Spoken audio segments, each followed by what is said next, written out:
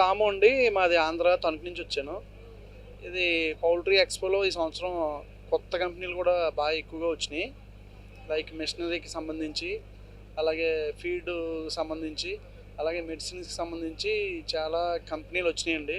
కాకపోతే పౌల్ట్రీ పరంగా చూస్తే లేయర్ కస్టమర్లు, అలాగే బ్రాయిలర్ కస్టమర్లు కూడా ఈ సంవత్సరం పోయిన సంవత్సరం నుంచి మేత ధరలు పెరిగిపోయండి. లాస్‌లోకి వెళ్ళి ఇబ్బంది ఎదుర్కొంటున్నారు.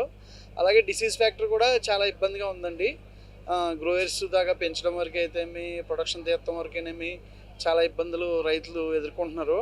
అలాగే ఈ సెంట్రల్ గవర్నమెంట్ కానీ, తెలంగాణ, ఆంధ్ర గవర్నమెంట్లు కానీ కొంచెం పౌల్ట్రీ రైతుల పక్షాన స్పందించి ఏదైతే మేత రేట్లు ఎక్కువగా ఉన్నాయో అవి కొంచెం సబ్సిడీ ధరకి ఇప్పిస్తే రైతులందరికీ కూడా ఉపయోగపడుద్దని నా తరపున గవర్నమెంట్ తెలియజేస్తున్నానండి.